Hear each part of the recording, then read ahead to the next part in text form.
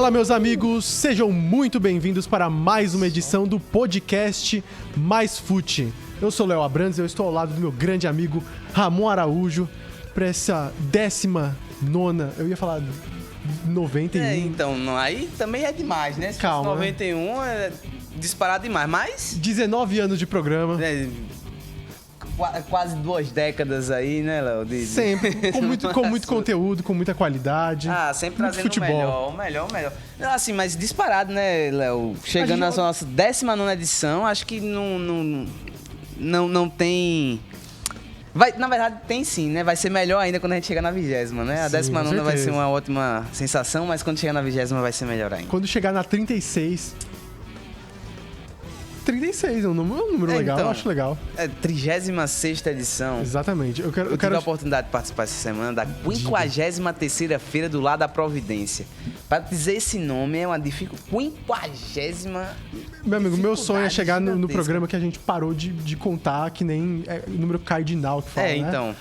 Então, eu quero falar, tipo, edição 184. Centenário, tá ligado? Não 184º. Não, mas... Gol do Romário. Você conta um milésimo. Depois de um tempo fica só nos quebrados, né? Exatamente. Nos fechados, né? Exatamente. E, Ramon, o que temos para o programa de hoje? O programa de hoje tá... A gente comenta que a gente sempre fala do melhor. Hoje a gente vai falar do pior. Primeiramente, né, a gente tem que trazer... Primeiramente, eu queria fazer uma retratação. Mas faça a retratação. Eu estou com a camisa do Paysandu. Perfeito. Mas eu não quero incomodar nenhum torcedor do Belo, jamais. Eu tô torcendo pro Belo. Foi a camisa que apareceu pra hoje, né? Mas é o seguinte, se não vai na vida, vai na mística. Então, na mística, né? Exatamente. Aí fica no ar, né? Exatamente, vamos na mística, vamos aí usar pra ver o que dá, né? Vamos ver. Até porque o Cuiabá foi um assunto muito interessante de uns podcasts atrás. E E depois tomou no Cuiabá. É verdade. E o Mangueirão tava lotado, aquele negócio todo, né? O Mangueirão tava pulsante. Exato, o Belo entrou desprevenido no Mangueirão, né? Lotado. E aí acabou tomando uma no final do jogo. Vacilou, entrou. Deixou a equipe de perna bamba, né, Léo? Exatamente. E aí, infelizmente, acabou com a derrota. A gente vai falar mais sobre esse assunto, mas... Vamos. A mística do Mangueirão funcionou dessa vez pro bicho papão. E também teve uma coisa muito triste no Maracanã, né? Eita, foi tristeza, não foi? Para os flamenguistas, tristeza para os flamenguistas, que estavam em grande maioria. Tristeza para os torcedores do Flamengo, mas para alguns jogadores do Flamengo, acho que não tão triste, né? Ter jogador saindo dando beijinho para treinador adversário. No meio da coletiva, né? Talvez tenha sido recado para diretoria, não sei, que demitiu o treinador no início. Eu vi quem deu um recado para a diretoria foi a torcida do Flamengo, né? Principalmente quando saiu a quantia de quanto foi a renda do jogo, né? Isso daí também serve aí para a diretoria do Botafogo, que também recebeu umas críticas hoje nas redes sociais quando divulgou o preço do jogo de sábado. Mas quem criticou, né? Ramon? Então, torcedores, né? Inclusive também alguns rapazes aí que tem, jornalistas aí também que tem uns podcasts e tal. Sim. Teve crítica de todo lado, né? Só não teve elogio. Foi meu amigo Rinaldo? Não. Foi outro com R. Sim. Outro com R. Né? Isso. Não sei quem foi. Exatamente. A gente vai falar tudo sobre esse jogo do Flamengo e do São Paulo e vamos pensar no próximo jogo. Mas hoje também, Ramon, a gente vai falar sobre um assunto... gostoso. Que já começou. Maravilhoso. Já começou. O podcast foi postado, já acabou o jogo. Vamos falar de UEFA Champions League, Liga dos Campeões. Que edição maravilhosa. Primeira edição da Champions League sem Cristiano Ronaldo, sem Messi e sem Neymar. E eu não estou triste. Tu não tá triste? Não, porque tá muito boa. Então, eu concordo plenamente com você. Eu não vou dizer a você que eu não tô triste, Léo, Você tá um pouco ferido. Estou ferido. particularmente ferido. Inclusive, um dos assuntos que a gente vai falar é justamente sobre algumas equipes aí que a gente tá com a expectativa para o campeonato, né? Para Champions. Porém, assim, triste porque, quer queira, quer não, perde um pouco do brilhantismo de alguns atletas individuais que eram gênios e que abrilhantavam, sem sombra de dúvidas nenhuma, a competição, né? Exatamente. Lembrando que todos esses assuntos aqui, ó, estão bonitinhos na descrição. Então, se você quer ouvir só sobre Champions League, só sobre Botafogo, só sobre Flamengo e São Paulo, clica aí, a minutagem tá certinho e você vai acompanhar bonitinho. Exato. Bonitinho, que nem o Bola do Pânico. Olha aí, bonitinho, né? Bonitinho, boné. Oh. Tá boné. Ora. Tá aí também, lembrando que o podcast Mais Fute tá disponível aí, youtube.com/maistv. Eu erro toda vez que eu vou falar youtube.com/maistv. Às vezes eu falo maistv.com. 19 edições errando. Exatamente. E vamos continuar errando, porque é assim que se faz. Já se tornou uma marca, Exatamente. né? Personalizada, né? Lembrando que o podcast também tá no seu Spotify, tá no Amazon Music, tá no Deezer, tá em tudo que é lugar. Procura aí que você vai achar podcast Mais Fute. Bora Desbravadores começar, de Ramon? plataforma. Vamos embora. Esse é o Mais Fute, mais conteúdo, mais futebol. É isso, bora começar. Bora.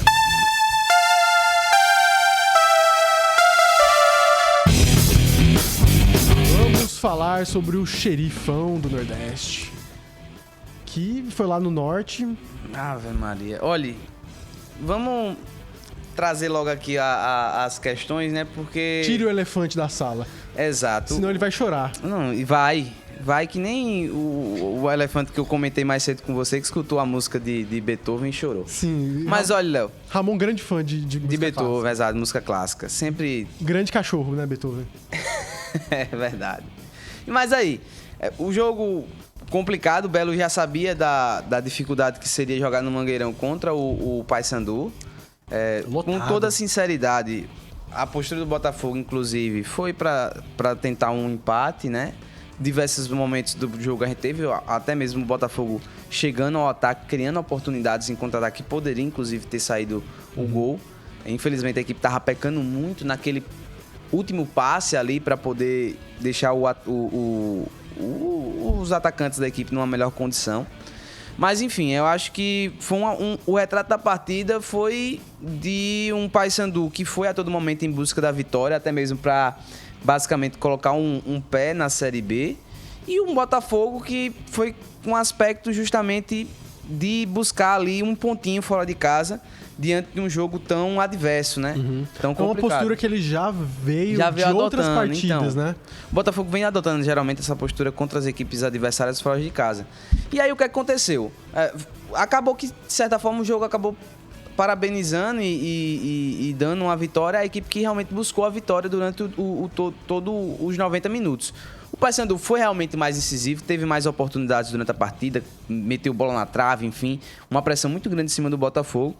Só que aí, Léo, volta a se repetir o ponto que nós discutimos aqui, até mesmo antes de começar essa segunda fase da competição, que é o erro mínimo que o Botafogo precisava ter nessa competição a partir de agora.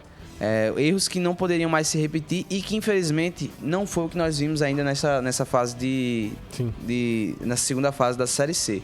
O Botafogo erra no momento mais importante do jogo contra o Volta Redonda e erra novamente na partida contra o Paysandu, tomando um gol que, sinceramente, assim, não tem o que se explicar. Tudo bem, a arbitragem pecou na quantidade de acréscimos, sem sombra de dúvidas. Deu 5 minutos, depois deu mais 2, deu mais 3 depois, depois ainda deu mais 2 minutos. O jogo já tinha acabado ali basicamente, era pro juiz ter acabado, o juiz não acabou, mas o jogo só acaba quando termina. E faltou a equipe do Botafogo ter esse entendimento. Eu até fiz um comentário no grupo com uns amigos meus, e não é falando mal dos atletas, não é falando mal da comissão técnica do Botafogo, mas é porque o time do Botafogo nos últimos anos tem apresentado um espírito de derrotado. É um espírito de derrota. É um espírito de equipe que não briga para estar nas altas posições dos torneios que disputa. É um espírito de derrotado que o time Botafogo tem tido nos últimos anos. E isso prova através justamente desse gol. Um time completamente desligado. Esperava que a posse de bola fosse pro Botafogo depois do escanteio do Paysandu. o juiz deu o escanteio novamente e o Paysandu corretamente bateu o escanteio rápido, pegou a equipe do Botafogo totalmente ainda desestruturada, pedindo ainda o escanteio e consegue fazer um gol no erro do Botafogo, um erro principalmente ali de atenção. No último minuto. Exato. E aí me lembrou muito o gol do Origi contra o Barcelona na Champions League, né? De 2019, onde o Alexander Arnold pega a defesa do Barcelona totalmente desprevenida, com um cruzamento rápido, e me lembrou muito esse lance, porque realmente a equipe do Botafogo naquele momento dormiu na partida. E cara, eu, assim, só pegando esse gancho que você falou sobre esse espírito de derrotado, eu acho que a gente tem que pensar também no que torna um time campeão. O que torna um time vencedor. Então a gente lembra de questões muito simples, como trabalho, como gestão, como projeto.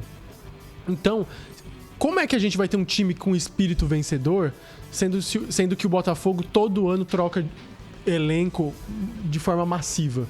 Perfeito. Todo ano não chega muitos jogadores, e saem muitos jogadores, não mantém uma base, não mantém uma estrutura. É só dessa maneira, mantendo estrutura, mantendo a base, que você vai ter uma equipe calejada, uma equipe com condição de sempre estar brigando por títulos e por esses jogos decisivos, esses momentos decisivos. Eles não vão sentir isso. A questão do Botafogo, agora pegando mais na partida, é que a equipe teve um momento de desligou, basicamente. Desligou, né? Teve todo o lance aí com escanteio. Mas a questão é que aconteceu outras vezes, entendeu? E a questão principal é que é normal acontecer, é normal. A gente tá falando de futebol, a gente tá falando de seres humanos, então é muito comum esses erros acontecerem, né? Nós aqui na função de jornalistas, a gente não tá na posição de criticar o jogador, de criticar a comissão técnica. Assim, obviamente critica quando pode e quando deve. Mas a questão chega até a ser o aleatório do futebol. Não tem muito o que fazer. Desligou e tomou um gol. A questão é que isso não pode acontecer com frequência, como está acontecendo. E aí, isso aí sugere um problema, né? Tá tudo bem a pessoa errar. Até, por exemplo, Lucas Perry estava fazendo um grande campeonato. Aí ele tomou um gol besta contra o Internacional. Isso mudou alguma coisa? Não, foi um erro ali pontual e tudo mais. Mas se é um goleiro que ele costuma errar, se ele tem uma sequência de erros, tem alguma coisa errada. Exato. E a questão do Botafogo é justamente essa. Eu obviamente, eu acho que eu poderia até dizer sobre o nível técnico dos jogadores da equipe. Porque o nível técnico vai mostrar o quanto ele vai errar, quanto ele vai acertar, né? Então, se você tem melhores jogadores, menos erros você vai ter. Obviamente com a gestão bem qualificada, como o Felipe Surian está fazendo. É isso que eu valorizo do trabalho do Surian, por exemplo. Ele faz um trabalho qualificado, ele tenta minimizar os erros do Botafogo. Mas eles vão continuar acontecendo porque o nível ainda é baixo do Botafogo. Apesar da campanha, apesar da possibilidade de subir. Não à toa que se o Botafogo subir, eu acho que o Botafogo vai brigar pra não cair na Série B. Então, tem uma coisa que você falou que eu acho muito interessante, Léo, que é justamente essa questão de reformular o elenco ano após ano, sempre, basicamente 100% do elenco, você ter... sempre tá mudando de comissão técnica. E aí um ponto que eu atento é justamente a questão da identificação com o próprio clube, né? Quando você não consegue manter alguns jogadores que conheçam o torcedor que a equipe tem, que conhece a história do clube. É tipo um funcionário de empresa, né? Então, exato. E aí, quando o cara não conhece, ele chega no time, ele não entende por que a torcida é tão angustiada com um time que tá há 10 anos numa Série C e não consegue o acesso pra Série B, vendo clubes que, por exemplo... esteve com ele. O Amazonas chegou agora na Série C e já tá nessa fase. Não, então, e clubes que chegaram junto com o Botafogo na Série C. Por exemplo, é o exemplo que eu sempre dou. O Juventude, o Botafogo ganhou do Juventude na final do Brasileirão da Série D. Foi campeão da Série D. E viu o Juventude já disputar pelo menos, acho que umas 2 a 3 vezes a Série A. O Juventude, inclusive, estava fazendo uma grande campanha na Série B do Campeonato Brasileiro. Então... O Botafogo olha pra isso e fala, o torcedor do Botafogo olha pra isso e vê, por que a gente ainda tá aqui, esses caras estão fazendo isso, já estão lá em cima, né? E essa é a realidade do torcedor do Botafogo. O torcedor do Botafogo tá vendo grandes clubes, clubes que estavam disputando a competição com ele, chegarem nas fases mais altas da divisão nacional, e o Belo estagnou na Série C. E muito se deve a isso, porque você não tem jogadores que se identificam com o clube, uma comissão técnica que não entende a angústia da torcida. E aí, por mais que seja eliminado, eu acho interessante também. E aqui eu não tô já dizendo que o Belo vai ser eliminado, não, tá? Porque o Botafogo tem totais condições ainda de subir. Inclusive, 2 jogos em sequência dentro de casa. E isso pode ser importantíssimo até mesmo para dar um gás a mais. Até por isso que a gente colocou no episódio, no fio da navalha. Exato. Porque precisa ganhar o próximo jogo. Cara, basicamente, se ganhar os 2 jogos, ele tem muita chance de se classificar. Então, dá pra fazer um ótimo resultado contra o Amazonas lá em Manaus. O que eu acho é que precisa se ter a consciência da diretoria do Botafogo de entender que esse trabalho é um bom trabalho. E que não pode se desfazer dessa equipe. Eu tô achando incrível, Léo, ver o exemplo do Souza. O Souza tá mantendo uma base gigantesca do time pra Série D do ano que vem. Eu lembrei agora da nossa conversa com o Aldeone, justamente do que ele conversou sobre a questão de procurar jogadores da região Nordeste. Perfeito. E até mesmo da região ali do Sertão, porque são pessoas que elas não vão abandonar o barco na primeira oportunidade. Exato. Porque ela cria uma identificação, ela gosta do ambiente, então a pessoa vai ficar lá. Eu acho que a mesma coisa isso. que um cara do Sul vir jogar no Souza é um baque pra ele. Então, se ele recebe, sei lá, uma proposta do Caxias, ele vai na hora. Ele vai-se embora. E é isso, Léo. Eu acho que precisa ter esse olhar atento. Eu acho que o trabalho do Surian é um trabalho muito bom. Diante do que ele tinha nessa temporada, ele conseguiu fazer, acho que uma verdadeiramente uma grande temporada com o Botafogo. E eu acho que dá margem aí para superou as expectativas. Exato. E dá margem para continuar no ano que vem. Eu espero de verdade, independentemente do resultado final, que o Surian seja mantido no cargo e que boa parte desse elenco também seja mantido, porque tem jogadores de altíssima qualidade para ajudar o Belo, seja neste ano ainda na Série C, seja ano que vem numa Série B ou novamente numa Série C. E que esse ano seja um início de partida de uma nova fase do Botafogo. Perfeito. Para que o Botafogo realmente comece a se estruturar, se profissionalizar cada vez mais, entendeu? Começar também a conseguir mais receita, chamar mais o público aqui de João Pessoa. João Pessoa é uma cidade gigante. Maravilhosa não só João Pessoa, mas temos Cabedelo, temos Santa Rita. E não sou eu que digo isso, viu? A capital mais procurada. É o IBGE que diz. Exato, capital mais procurada no Brasil. Agora, antes de finalizar, deixar aqui minha crítica à direção do Botafogo. E a crítica aqui realmente é para que a diretoria se sensibilize, porque a equipe precisa ganhar os 2 próximos jogos. E aí vocês mantêm o preço do ingresso R$30 na arquibancada Sol. Não vejo lógica nisso. O Almeidão precisa estar pulsando, precisa estar lotado. Então, reduz, não sei se ainda dá tempo de reduzir, mas reduz o preço desse ingresso para lotar o estádio sábado, porque precisa dessa vitória. Eu já disse aqui uma vez no programa, e eu vou dizer de novo. O São Bernardo deixou entrada franca para os jogos decisivos. Lá no 1º de maio em São Bernardo. Entrada franca. E ainda tá entrada franca para essa reta final. E isso é um exemplo sincero de diretoria que pensa no torcedor e que pensa justamente dar força ao clube. Gente, o Mangueirão tava lotado. Léo, assim, não sei se tava com mais pessoas do que a seleção brasileira no jogo da seleção brasileira. Posso ser honesto? Eu pagaria R$30 para assistir um jogo no Mangueirão. Eu pagaria tranquilamente. E assim... Mas o Almeidão... Você também tem a disparidade, né? 40 mil pessoas, um estádio olímpico, com aquela estrutura. O Almeidão, gente, assim, não é desrespeitando o estádio que nós temos, mas assim, a estrutura é completamente inferior. Exatamente. E é preciso também ter a consciência. Pô, o Paysandu via de uma vitória e um empate. Era um jogo para dar um acréscimo a mais. Então, por isso, torcedor em massa lá. Um domingo, então, exato. Com o jogo do Flamengo, final de Copa do Brasil, exato, eles lotaram. Gente. E aí é consciência da diretoria para que dê esse fortalecimento à equipe do Belo, ver se dá para fazer isso nesse jogo. Se não der tempo nesse jogo, dá ainda para pensar em fazer isso no jogo contra o Volta Redonda, para que realmente a gente tenha um estádio lotado, assim, sem nenhum espaço. Olha, sobrando. Vou ser honesto, Ramon. Se eu fosse presidente, se eu fosse alguma coisa assim, cara, eu provavelmente ia falir o clube.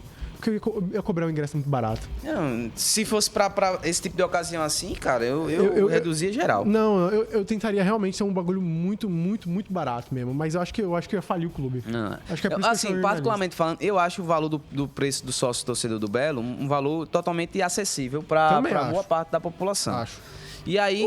O valor em si de R$30 pra arquibancada Sol não é um preço, assim, muito extrapolante, assim. Então... Só que a questão é contexto. A questão é a temporada. É o momento. É o momento. Você pode baixar um pouquinho pra isso. Mas também... É específico pra isso, né? Só que a questão é o seguinte. A gente sabe que qual o principal local que os torcedores se concentram é na sombra, que já é um outro preço. Entendeu? É R$5 mais caro. Ou é 5 ou 10, por aí. Então, cara, é complicado, né? Mas vamos, quem puder, vá ao Meidão. Vá. Né? E torça muito pelo Belo, porque é realmente, cara, assim, é uma oportunidade. Tá no final, então aproveite essas oportunidades, né? Exato. Bora mudar de assunto? Vamos embora.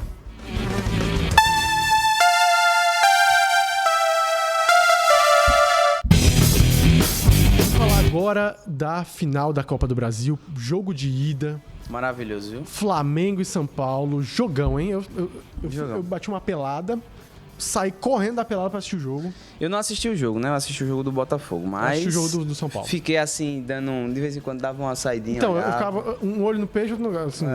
Eu quando tava, por exemplo, o jogo mais parado lá no Mangueirão, aí eu mudava pra assistir o jogo do Flamengo e São Paulo.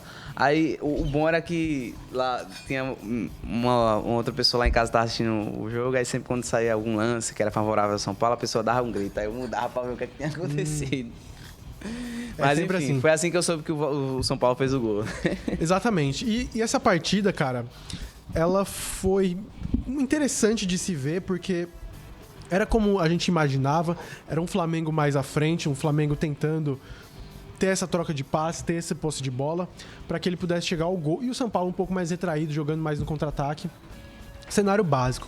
Mas o que a gente viu, muitas vezes, era o Flamengo, basicamente, sem repertório, sem ali capacidade. Eu já queria destacar pela escalação inicial. Sampaoli treinou na semana do jogo Pedro, Bruno Henrique e Gabigol. E treinou e já botou pro jogo. E a gente, cara, isso não vai dar certo. Não vai dar certo. Sim, tipo, Gabigol e Pedro já é uma combinação difícil de dar certo. É difícil. E aí com Bruno Henrique, na minha cabeça, velho, os três fazem quase a mesma coisa. Eu acho que o Gabigol ele tem um estilo mais criador do que necessariamente um finalizador. E o Bruno Henrique é mais finalizador do que um jogador criativo. Ou seja, o Bruno Henrique ele fecha pro meio para finalizar. E o Gabigol fecha no meio para criar. Ou seja, a combinação perfeita. O Pedro é um jogador que tá ali para finalizar. Ele é quase que fixo ali para finalizar.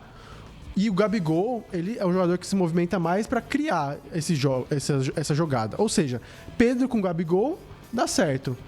Bruno Henrique com Pedro, eu já não acho que dá certo. Talvez se for só os dois. E aí você deixa o Bruno Henrique mais livre e tudo mais. Mas os três é muito complicado. Então, a gente viu uma formação completamente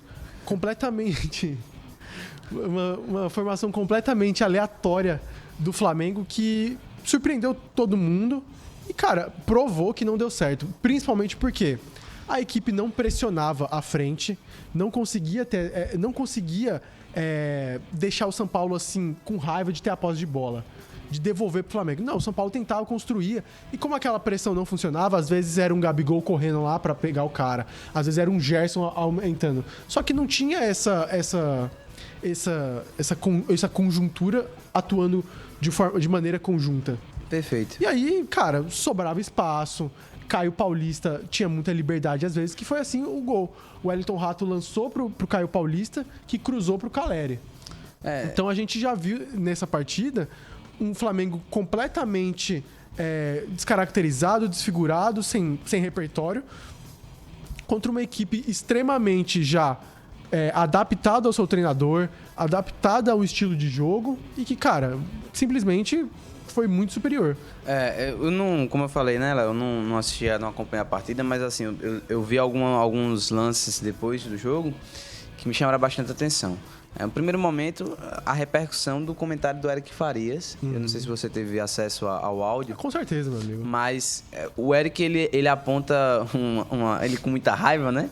Aponta que o São Paulo diz que ele tem problema cognitivo. É essa expressão que ele fala, que ele tem problema cognitivo, que ele tem toque, que ele não consegue repetir nem sequer a cueca que ele usa. E assim... E é o que aparenta realmente. Tipo, o São Paulo, ele não repete a formação. Nunca. E é interessante porque o Flamengo fez uma das melhores partidas contra o Botafogo. E aquela escalação ali, ele não consegue repetir, realmente. E o São Paulo joga de uma maneira parecida com o Botafogo. Com o Botafogo. E assim, entendendo o momento, o Gabigol não vive a melhor fase. E deu muito certo o Bruno Henrique e o Pedro na frente, né? E aí eu acho que faltou essa percepção, nessa percepção. É realmente assim, tipo, essa consciência do Sampaoli de entender isso. E eu acho assim, uma série de fatores está influenciando ali dentro do Flamengo. Primeiramente, eu acho que talvez a ausência mais sentida do clube, do time, sem sombra de dúvida nenhuma, é a Arrascaeta, que é um jogador que nessas fases geralmente sempre é muito decisivo. Tá lesionado, né? Tá lesionado. Tá tentando se recuperar para a segunda partida. E o jogador realmente faz toda a diferença.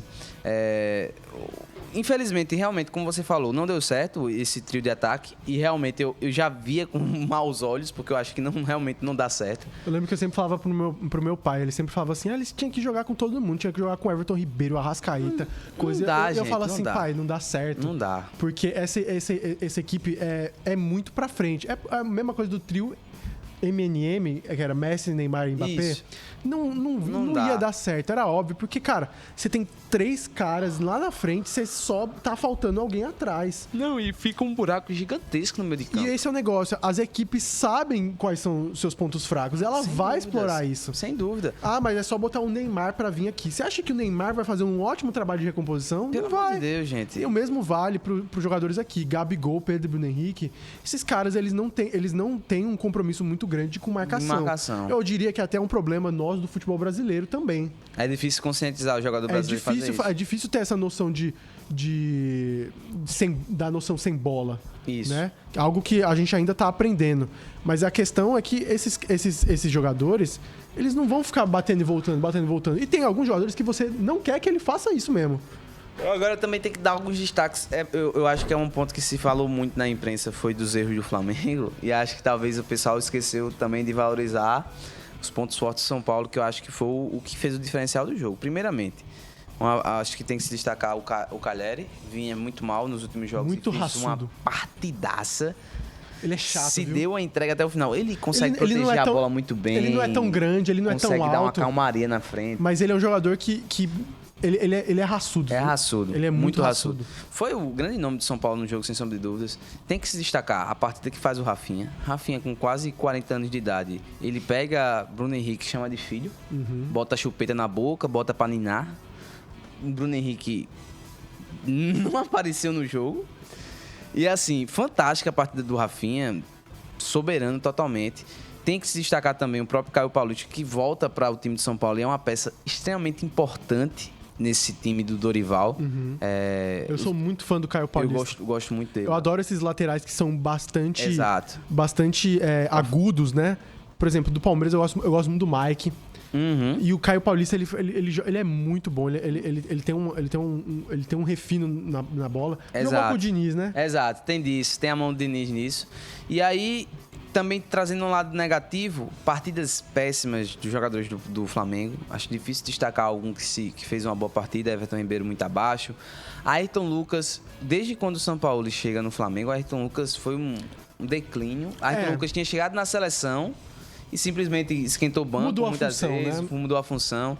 Enfim, o gol, inclusive, tem que botar muito do crédito aí do Ayrton Lucas, que afrouxou a marcação, quis cavar uma falta ali que, meu Deus do céu, chega a ser ridículo.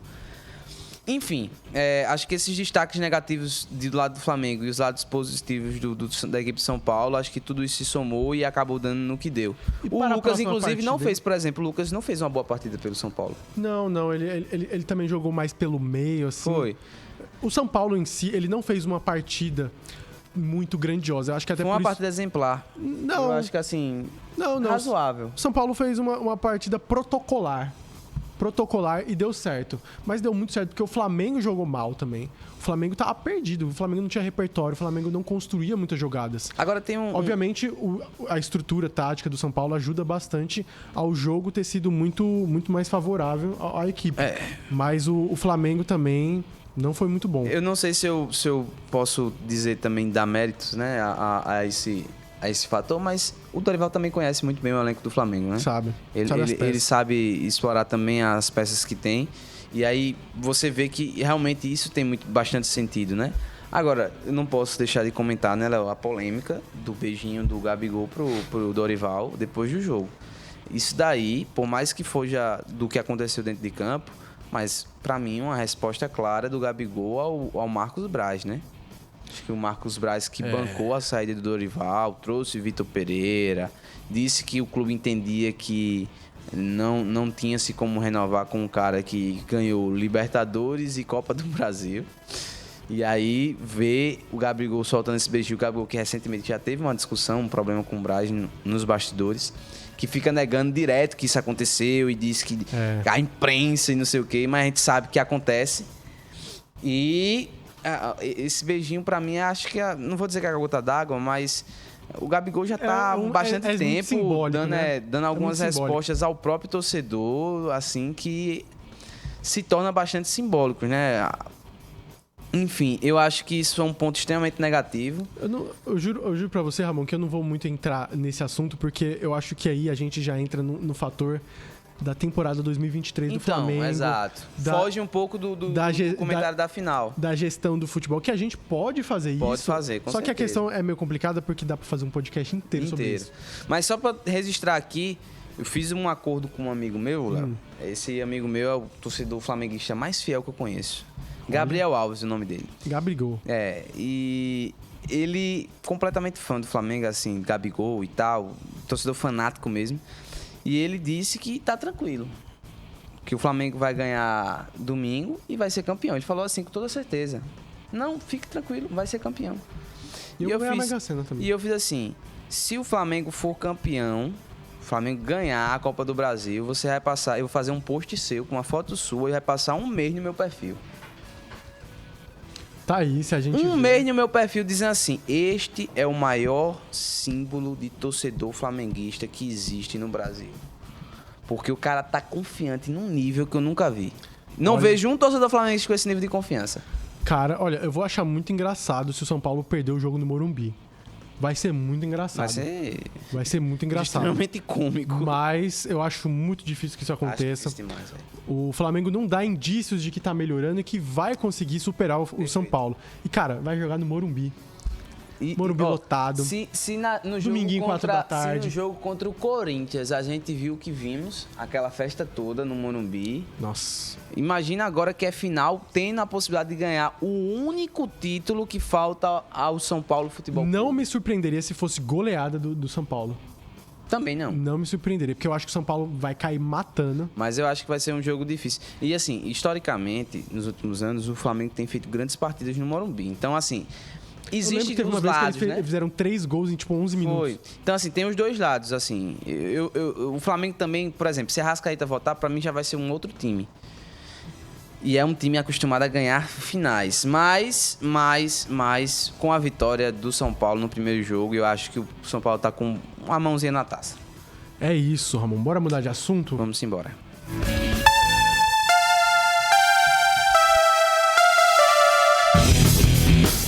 Vamos falar agora de Liga dos Campeões. Que saudade eu tava da Champions. Liga dos Campeões já começou. Quando esse podcast for ao ar, já vai ter o resultado lá de Newcastle e Milan. Que vão abrir. Cara, que legal, né, velho? Hoje no trabalho vai ser um olho no peixe, o outro no gato. Exatamente. Um olho no peixe, outro no gato. E assim, a questão interessante é que já vamos começar falando logo, né? Champions League, 32 equipes, é muita coisa pra gente falar. Então a gente vai buscar aqui pontos interessantes e o primeiro que a gente vai destacar aqui, obviamente, tem que falar do nosso queridíssimo grupo F da UEFA Champions League. Eu acho que eu nunca vi um grupo da morte tão da morte como eu tô vendo nessa Champions, Léo. E é interessante porque, assim, tem uma equipe que, na minha opinião, é uma incógnita ainda, que é o Newcastle. Perfeito. Mas é o seguinte, Newcastle é uma equipe que joga Premier League. É uma equipe que joga Premier League, uma liga muito forte. Fez uma grande no ano passado uma grande Premier League. Bateu de frente contra os times grandes, bate de frente com o Liverpool, com o Manchester City, com todas as equipes. E vai ser muito interessante ver essa equipe nova, num cenário novo, contra equipes tão fortes. Eu acho, que na minha opinião, que o Newcastle vai terminar em último. Tu acha, Léo? Eu acho que vai terminar em último porque é uma equipe ainda muito inexperiente nesse tipo de competição. E isso faz diferença. Faz, não, sim. E o próprio elenco também. Se a gente pegar, cara, Alexander Isak, o centroavante, nunca jogou Champions. Se a gente pegar, por exemplo, o próprio Tonali, que jogou no Milan, que chegou até a semifinal, mas mesmo assim tem o Bruno Guimarães, tem o Joelinton, tem o Almiron, tem muitos jogadores jovens, muitos jogadores que, assim, estão entrando pra essa vida agora, sabe? Atingiram a puberdade agora. Perfeito. Então a pessoa nunca vai começar muito bem. Eu acho que o Newcastle vai ter esse tipo de problema, mas não me surpreenderia o Newcastle também ser uma equipe, assim, que poderia surpreender, mas eu acho muito difícil. Então, eu no início, quando eu vi esse grupo, eu ri muito porque o PSG tinha se lascado. E assim, eu virei um torcedor agora oficial da destruição do PSG e falo isso com todas as palavras. Quero que o PSG se lasque. Mas, tirando esse ódio particular, eu ainda cheguei não vai passar de fase, vou cair na primeira fase, se ferraram sem Neymar, mas... Eu acho que o PSG passa no primeiro do grupo. Assim, E aí, eu vou dizer assim, sem muita dificuldade, pelo que eu tenho visto das equipes. Do Borussia, do Milan e do Newcastle nesse início de temporada. O Borussia, ele tomou uma baixa muito grande com o Bellingham. Exato. Então, inclusive, eu acho que o Borussia vai terminar em terceiro. Só que é aquele negócio, o Milan também não tá lá essas coisas. O Milan não tá lá essas coisas. Tomou um sabugo. Um sabugo agora da Inter de Milão no clássico. Benza a Deus. Mas também, mesmo se estivesse bem... E o próprio Newcastle não começou tão bem a Premier League esse ano, né? Então, teve assim, uma vitória recente agora. Exato. Contra o Brentford, foi 1-0, vitória apertada. Então, eu acho que vai ser muito disso. O que a gente vai presenciar nessa Champions aí. Eu acho que, pelo que você deu a previsão, realmente, pensando direito agora, acho que é muito possível o Newcastle acabar em quarto. Uhum. E o Borussia e o Milan estarem brigando por essa segunda vaga. Eu acho que vai ser mais ou menos esse o retrato desse grupo. Porém, eu acho que pode pintar surpresa. Pode pintar surpresa. Nós temos aí três equipes, basicamente, que não começaram este ano tão bem. Eu acho que existe a possibilidade de ter uma briga aí por essa terceira colocação. E aí eu acho que esse primeiro jogo, que a gente vai saber só o resultado com nós mais tarde, apesar de o programa, quando sair, já vai ter saído o resultado. Pra quem não sabe, a gente grava no mesmo dia que é publicado o programa. Então a gente ainda não sabe o resultado do jogo do Newcastle do Milan. Mas acho que esse primeiro jogo já vai dar pra gente ter uma noção, mais ou menos, de como vai ser o espírito e o andar da carruagem nesse grupo. É interessante a gente ver nesse grupo que talvez ele seja nivelado por baixo. Por incrível que pareça, o grupo da morte seja nivelado por baixo. Por quê? O PSG ele ainda está em fase de reconstrução.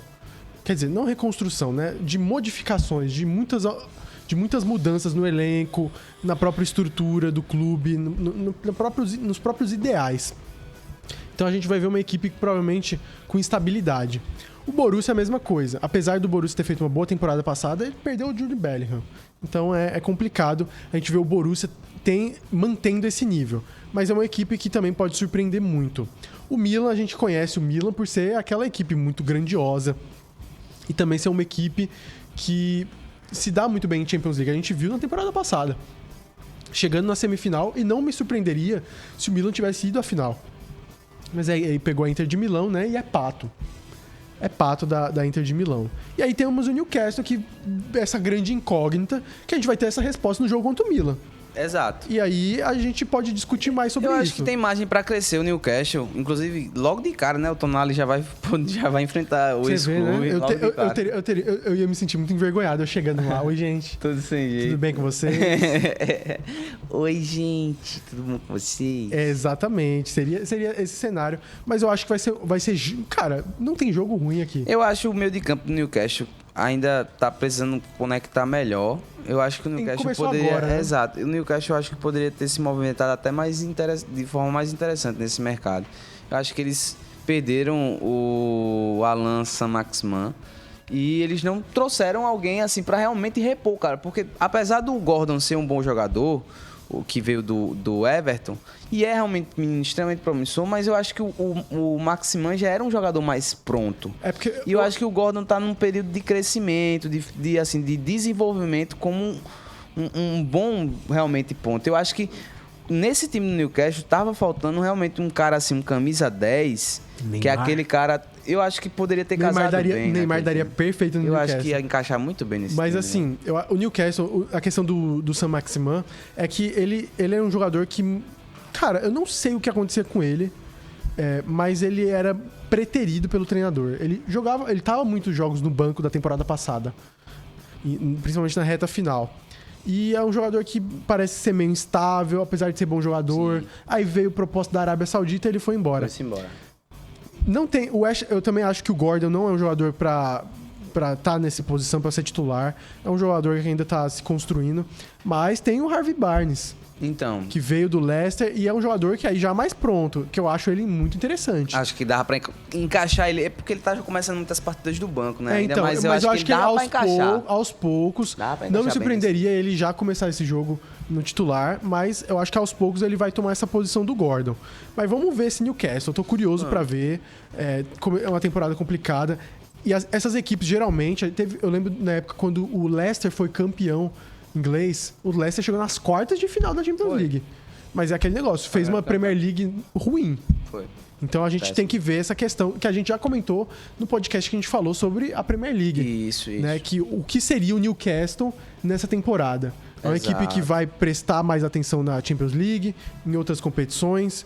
Como é que vai ser esse Newcastle? A partir de agora que a batata começa a esquentar, né? E você, Ramon, tem outro grupo que você acha interessante? Então, eu tenho que comentar aqui, Léo, sobre um grupo que eu acho que tá bastante equilibrado, bem nivelado, que vai ser o grupo D, né? O grupo D a gente tem Benfica, Inter de Milão, Salzburg e Real Sociedad.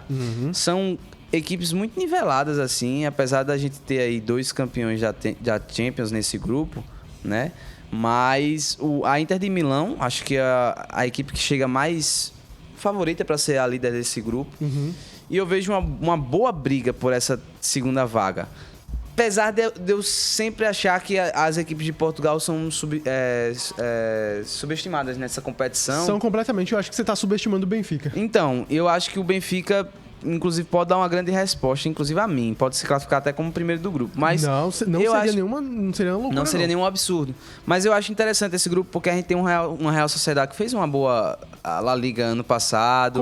Começou meio instável esse ano. Então, né? Mas é uma equipe assim interessante pra ficar de tem olho. Tem um estilo de jogo interessante. Então são partidas boas pra você acompanhar. Isso. Se você vê, por exemplo, o Campeonato Espanhol, Barcelona e Real Sociedad, Real Madrid e Real Sociedad, são jogos interessantes. E na Champions eu acho que não vai ser diferente. Não vai ser diferente. O próprio Salzburg é uma equipe austríaca que sempre quando chega na Champions faz boas competições. Assim, disputa muito bem a competição. Eu me lembro que um ano ela caiu.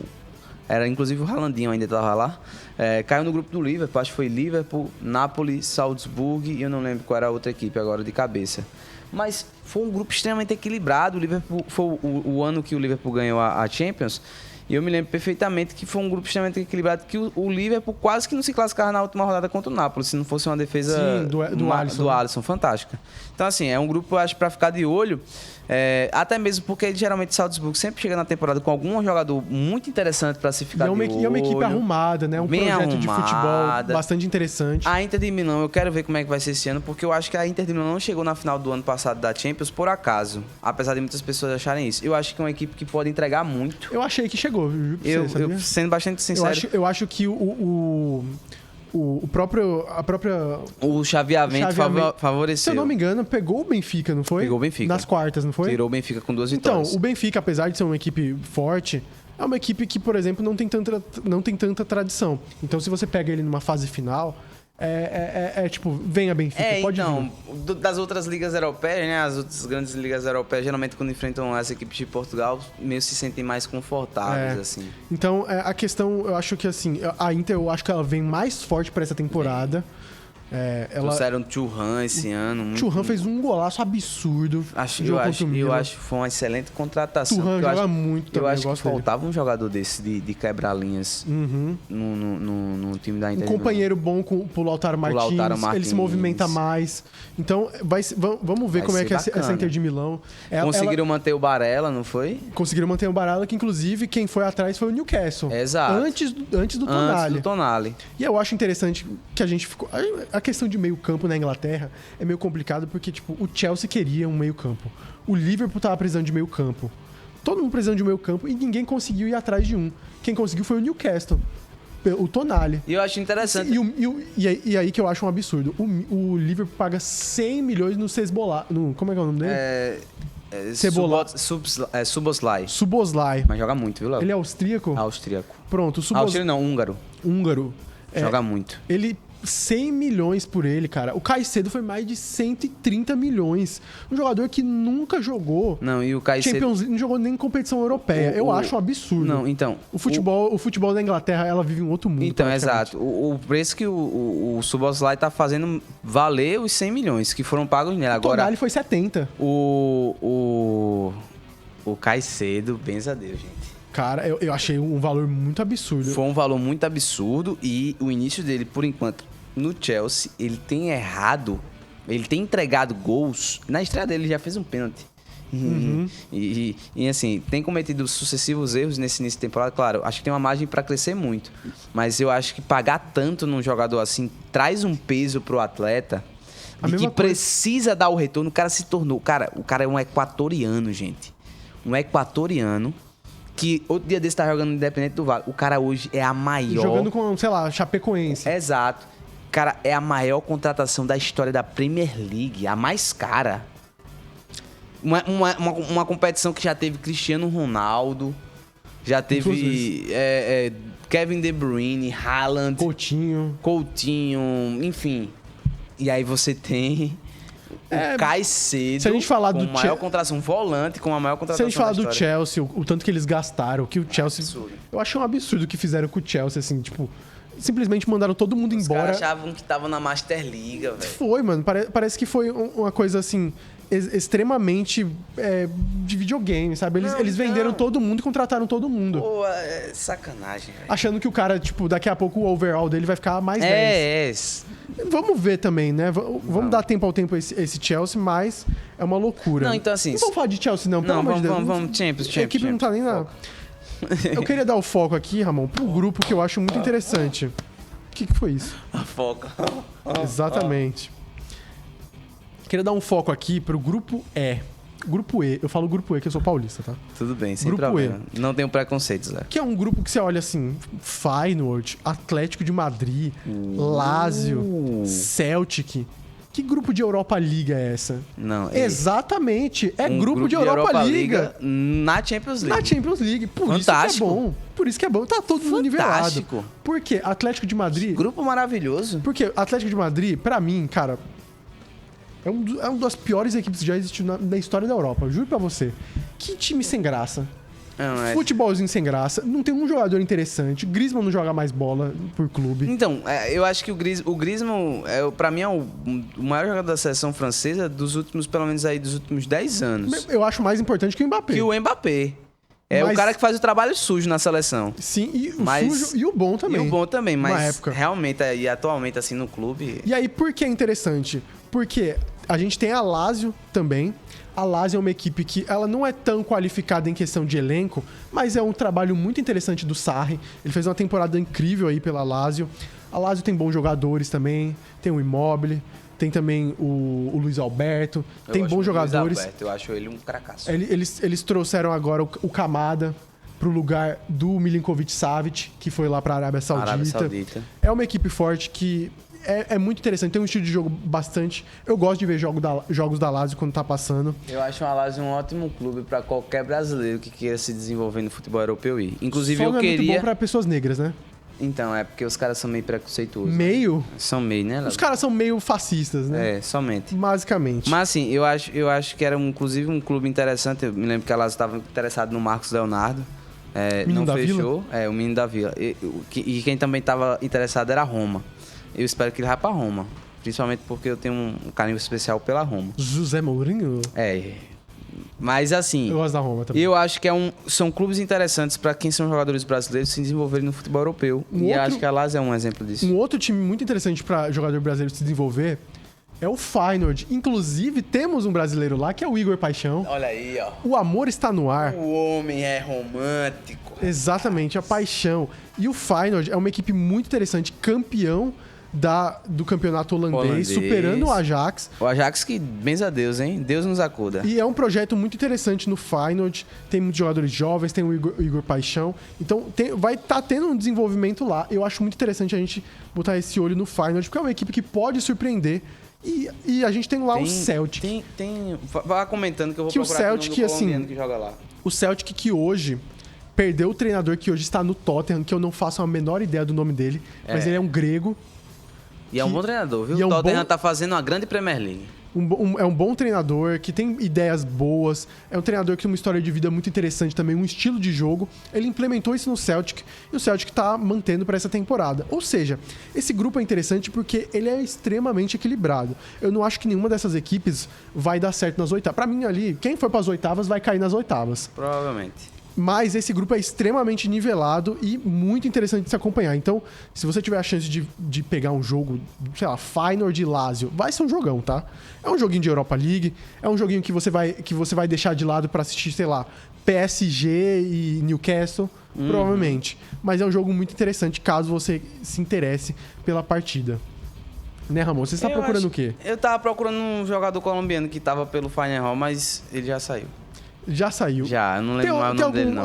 Algum outro cenário aí de Champions League que você acha interessante? Lá. Cenários interessantes, só pra citar por cima, eu acho que o grupo do City é palhaçada. Vamos em ordem alfabética? Vamos, em ordem alfabética. Como faziam os árabes? Exato, né? Então, no grupo A, nós temos Bayern, Manchester City, Copenhague, Galatasaray.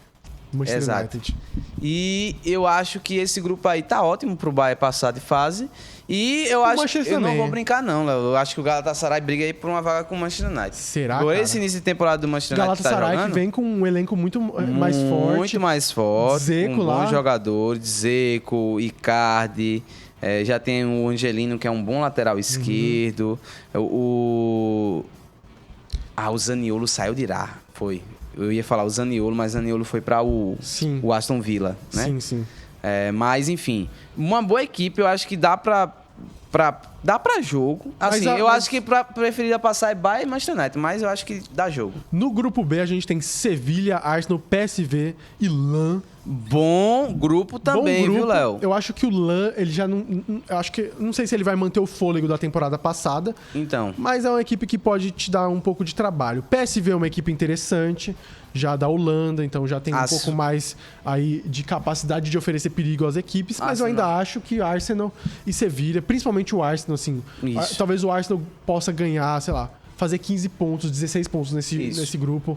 O Arsenal tá aí com bastante vantagem. Exato. Grupo C. Grupo C, Napoli e Real Madrid acho que passam, mas... Um outro grupo que eu acho muito interessante. Exato. Napoli, Real Madrid, Braga e União Berlim. E eu acho que é um grupo para Napoli e Real Madrid passarem em primeiros do grupo. Só que eu acho que vai ter bons jogos. Eu acho que União Berlim vai vir para fazer... dar sufoco bastante às equipes que estão nesse grupo. Vem como um underdog, né? Exato. Subestimado. E acho que o Braga é que vai estar correndo por fora. O Braga vai ficar meio por fora nessa questão, mas eu acho interessante porque tanto o Napoli quanto o Real Madrid são equipes que ainda estão um pouco instáveis. O Napoli ainda mudou de treinador. Eu esqueci o nome do treinador do Conseguiu manter a base basicamente toda do elenco, né? Mas perdeu o Spalletti, o que é um pouco complicado. Então, que é o treinador, o Rudi Garcia, né? treinador francês, que é agora treinador do Napoli, que estava um tempo sem comandar nenhuma equipe. E agora ele voltou pro Napoli. Um início de temporada um pouco complicado, talvez alguns ajustes do trabalho do Spalletti. O mesmo vale para o trabalho do Ancelotti à frente do Real Madrid, né? E pensando em seleção brasileira, é interessante a gente ver como é que esse Real Madrid vai se portar. Eu acho começou muito bem o espanhol, né? Tá sem o Vini Júnior por enquanto. Bellingham tá comendo bola. Mudou o estilo de jogo, né? Deixou de ser aquele time que joga no 4-3-3 agora tá jogando num 4-4-2 estilo diamante no meio campo. Você utilizando mais os meninos mais novos, né, do time, deixando mais Modric e sem Kroos Benzema, no segundo tempo. Então, a gente tá vendo um Real Madrid novo e vai ser interessante ver como é que vai ser pra esses Por próximos enquanto, jogos. com essa saída do Vinícius Júnior lesionado, o Joselu entrou como centroavante e a equipe tá conectando bem. Só que aí, quando o Vini voltar, eu não sei se vai voltar pra jogar com um ataque Vini e Rodrigo, né? Não sei como é que vai ficar essa situação. É pra gente ficar de olho, Léo. E pra fechar, Ramon, a gente não vai nem perder tempo. O grupo G tem City, RB Leipzig, Estrela Vermelha, Young Boys. E o grupo H tem Barcelona, Porto, Shakhtar Donetsk e Antwerp. Meu amigo, isso é fácil. City, Leipzig, e Porto Barcelona e Porto. Eu acho que, inclusive... Acho que esse sorteio foi, inclusive, muito favorável ao Barcelona, que nos últimos anos vinha caindo só pedreira. Só no grupo pesado, saindo na fase de grupo. Mas eu queria fazer 2 ponderações, só um de cada grupo. Passa, Leonardo Abrantes. O Leipzig, meu amigo, vai brigar pela primeira posição, viu? Brigar com o Manchester City pela primeira posição. O Leipzig, eu acho também um candidato forte aí pra Bundesliga. Bundesliga que esse ano tá muito interessante, viu? Não, tá. Tem o Bayer Leverkusen de Xabi Alonso. Maravilhoso. Leipzig. Maravilhoso. Borussia e o Bayern agora com Harry Kane. Muito interessante esse campeonato alemão, então vale a pena acompanhar. Mas o primeiro destaque que eu dou é o Leipzig brigando por essa primeira posição do City. Eu acho que Leipzig e City vão ter muitos pontos nesse grupo e os outros muito poucos. Daniel tá jogando. E o Barcelona, que fez uma grande partida nesse último fim de semana, meteu 5-0. Eu acho que também vem muito forte aí pra essa Champions League. Tá evoluindo. O Barça tá com um elenco muito bom o elenco do Barcelona. E o Xavi ali confortável, né? Tá confortável. Com confiança. Eu acho que se conseguirem deixar alguns problemas de lado que existem ali dentro da equipe, de alguns jogadores que estão querendo ter mais espaço, mais tempo de jogo e tal, eu acho que consegue ir longe na competição. Exatamente. Acho que é isso por hoje, né, meu amigo? Maravilhoso. Aí você que tá acompanhando aqui o podcast, provavelmente a pessoa vai assistir os jogos da Champions League primeiro. Então ela já viu a primeira rodada já. Os primeiros jogos aí. Então, lembrando que aqui, ó, se você... Os próximos jogos, próximas semanas tem Champions League, ó. Só acompanha aqui o que o Mais Fute falou, as nossas análises. Exato. Pra quando você tiver aquele joguinho lá que você não sabe o que assistir, entra aqui e você já vai saber. Cara, os caras falaram que aquele jogo vai ser bom então, hein? Eu sei que Barcelona... Eu sei que eu gosto do Barcelona, mas eu não quero ver Barcelona e Antwerp. Então, bota lá na Lazio contra Celtic. Olha aí. Que vai ser um jogão. Eu só queria terminar, Léo. Não poderia deixar de fazer isso, Diga, né? meu amigo. Fazer uma breve divulgação, Léo. Uma divulgação? Divulgação, claro. Loja Florear tá começando aqui em João Pessoa.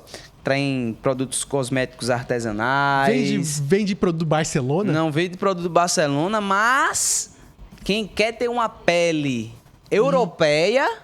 Ótima propaganda. Lisinha de bebê. Ótima propaganda, parabéns. Sabonetes artesanais à base de argila, viu? Tratamento de pele. Ó, tô fazendo uma coisa de publicidade, você quer entrar lá?